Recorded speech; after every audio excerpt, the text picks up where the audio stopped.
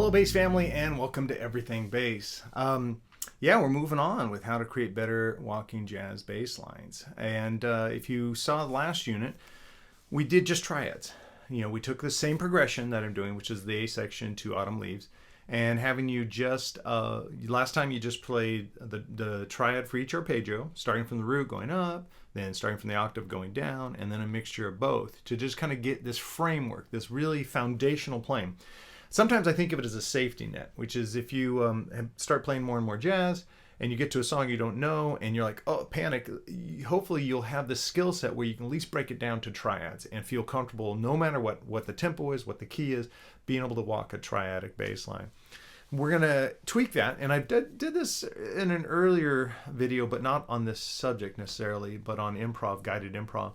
But we're going to do this specifically in this setting, and that is we're going to add a chromatic passing tone, or a leading tone, to the end of each measure. So we're still playing triads. Now the first chord is A minor, and by the way, if you want the chart to follow along with, it's available to all my Patreon subscribers. Just in the description of the video, follow the link to Patreon. Hopefully consider becoming a subscriber. It's just $8 a month, and every video I post that has any kind of support materials you get access to. Plus there's more bonus content. I'm going through my Creative Explorations Unlimited Musician program for just my Patreon subscribers, but that's a whole nother topic. So once you get the chart, or I can at least verbally tell you here, here's what the process is. You're going to play the root 3-5 for every chord that comes up. So A minor, you play root 3-5. Now you look ahead to the next chord, it's a D dominant 7. So you're going to chromatically play a half step, and this time we're going to start with just a half step above the next root. And that gets us to the D. So we're playing the minor triad. We look ahead and go, oh, the next root's D. I'm already on E, so I'm just going to play E flat. And then I'm on D major 7, or D dominant 7. So I play a major triad. Look ahead, go, oh, the next chord's G major 7. So I'm going to play an A flat to transition, half step above the next root. So you see what we're doing. We're playing the triad of the chord we're on. Then we quickly look ahead. We find out the next root, and we just go a half step below. Actually above. This one I'm doing above. So A minor, half step above D, half step above G. Does that make sense? Hopefully it does.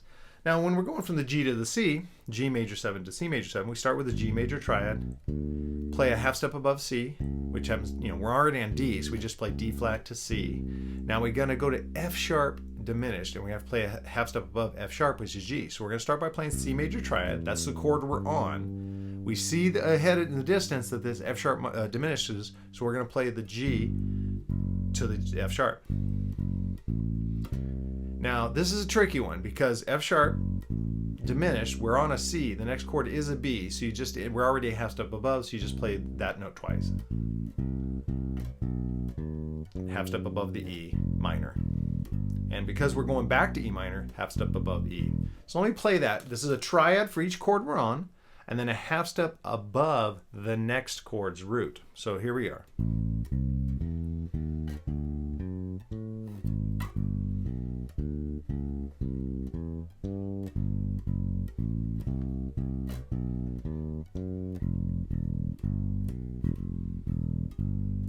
And then we're going to go back to A. It's start to the tune, so we play B flat, and we start over again.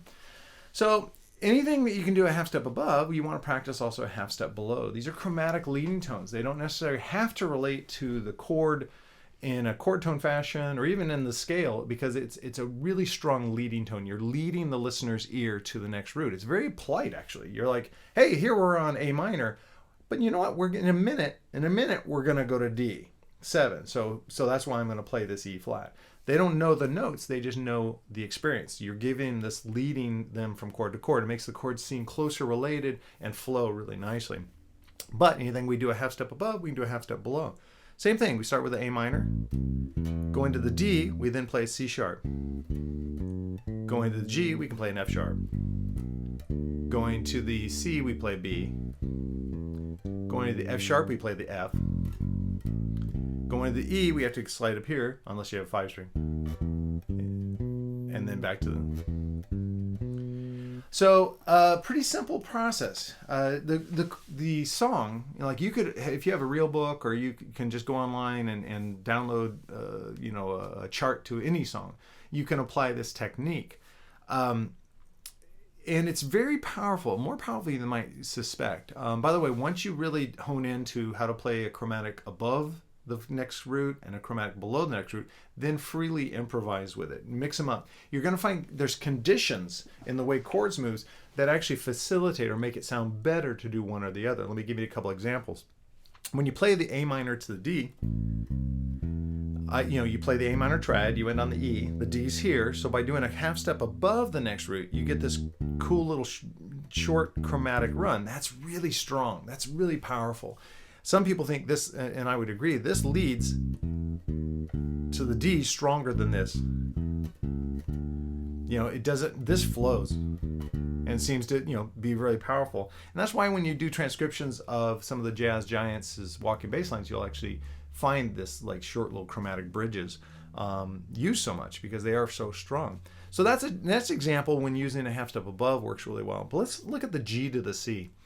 When you play the G major, if we do a half step below, we would go back to the B, which is in the G major triad. So that doesn't really lead the audience with the idea that you're going to go to a C because you just played it. You could just go back to the G. Now, if we switch that and play a half step above, then you get this, again, short little chromatic bridge.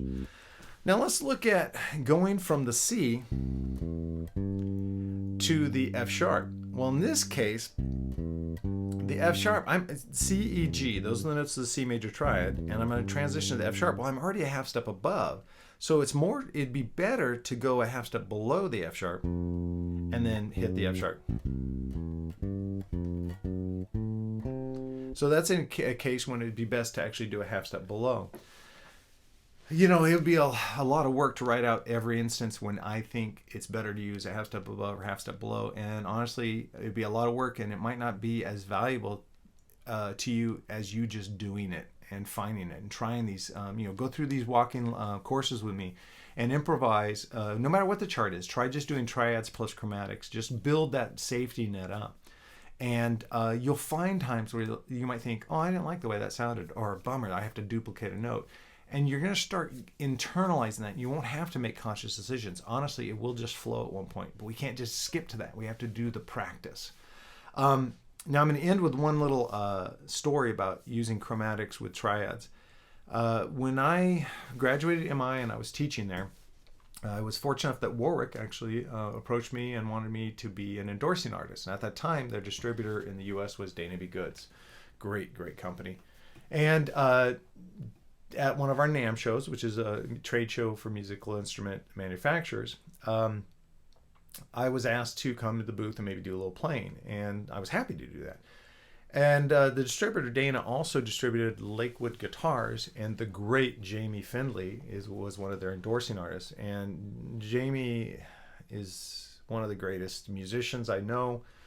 He was also a teacher at MI, and just a jazz giant. And I was not. I was trying to get my feet under me. Anyway, it was suggested that since Jamie was there and I was there, that maybe we could do a little jamming. And honestly, the thought horrified me.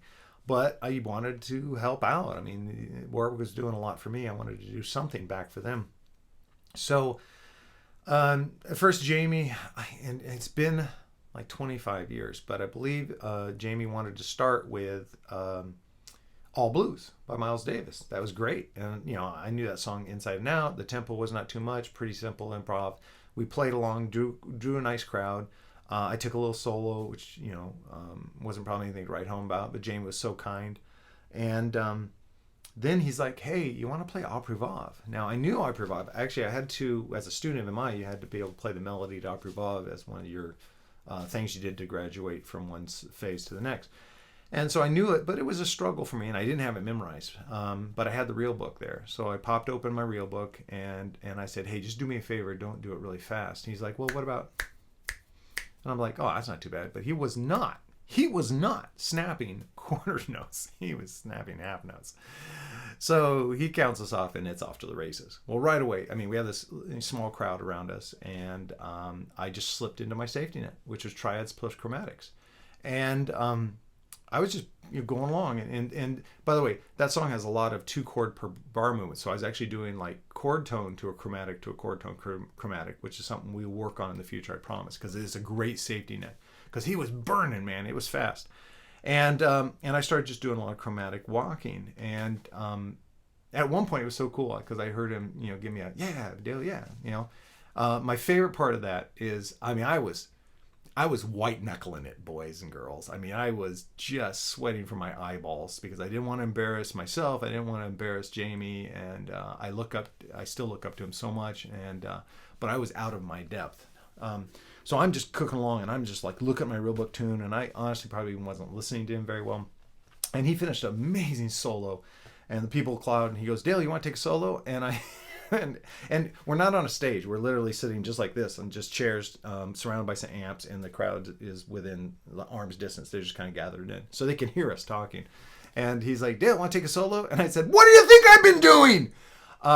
And everyone laughed, and I was able to get out of there with a shred of my dignity. But that actually fueled me, and I started wanting to raise my safety net.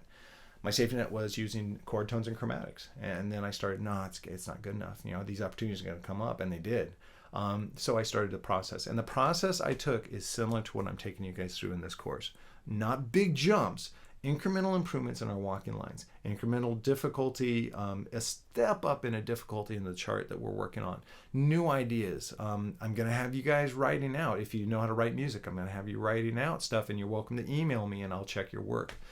So that's in the future. Right now, just get your triads and your chromatics down, and let me know how it goes. So I really enjoy it. I'm so glad you guys requested this, and that there were so many comments saying that, yeah, I need help on this. I need help on this. And remember, if you're not, I should have said this at the beginning because I said it at the beginning of the last one. If you're not interested in jazz in the least, that's okay. This is still important because you could be playing rock and metal, and think about like some of the great bass lines from Foghat and Fleetwood Mac, where the bass player plays a walking line. The information transposes to all genres. It's a skill. It's a series of skills. Being able to play a chord but look to the next chord, knowing what scales and arpeggios fit each chord, knowing your fingerboard well enough that you don't have to be stuck in the same boxes. All this stuff will help your playing no matter what style of music you are, and I promise you that you take that to the bank. All right, guys, please like, share, and subscribe. Thank you so much for getting me over 1,000 subscribers. I really appreciate it. It means a lot to me. It was just something, I started this in January 2020. As you know, 2020 has been a challenging year, but seeing this channel grow has given me something positive to focus on, and I'm here for the long haul. I mean, you may see me here with a huge gray beard hanging down to my belt buckle, and probably my pants will be pulled up to my nipples at that point, but you know what? Let's not get distracted. I'm just here for the long run. I thank you guys. Being able to talk to you, interact with you, share ideas with you, get inspired by you, all this has made this year much easier. And for that, I thank you. All right, I love you guys so much. I'll see you at the next video. Cool.